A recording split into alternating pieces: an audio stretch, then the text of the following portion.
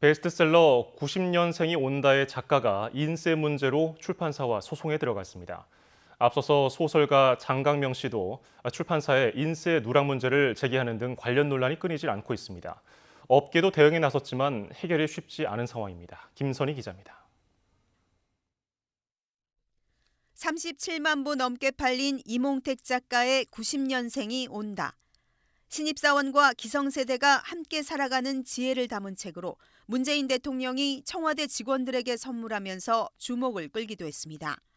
베스트셀러로 화제를 모았지만 출판사와 저자는 소송에 들어간 상태입니다.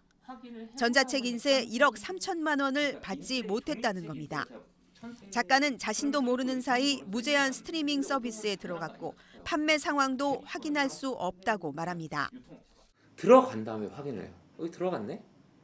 근데 이젠 계약서 상에서는 전송권을 준 것이기 때문에 어디에 전송하든 괜찮다고 하는 건데, 근데 기본적으로 이제 되게 중요한 거거든요. 왜냐면 그것이 다른 거에 영향을 미칠 수도 있고 종이책 판매도 영향을 미칠 수도 있고 싫을 수도 있잖아요, 저는. 출판사 측은 무제한 스트리밍 부문에서 저자의 권리를 제대로 반영하지 못한 점은 인정하면서도 계약서에 따라 인세를 모두 지급했다는 입장입니다. 저자가 주장하는 전자책 인세 계산법도 법정에서 시시비비가 가려질 것이라고 밝혔습니다. 소설가 장강명 씨도 출판사로부터 도서 판매 내역을 제대로 받지 못했다고 폭로하는 등 출판계의 저작권 논란이 끊이지 않고 있습니다. 출판사가 공개하지 않으면 작가는 판매 부수를 파악할 수 없는 구조 때문입니다.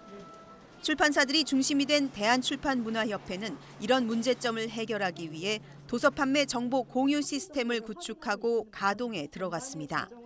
책 판매량을 저자가 확인할 수 있는 전산망으로 교보문고와 예스24 등 전체 단행본 매출 시장의 70% 판매 정보를 한눈에 볼 수 있습니다.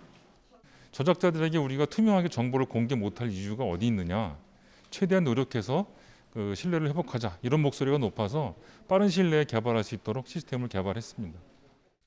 하지만 시스템 대부분 기능이 정부가 추진 중인 출판 유통 통합 전산망과 유사해 혼란이 있을 수 있다는 우려도 제기되며 업계의 고심이 깊어지고 있습니다. YTN 김선희입니다.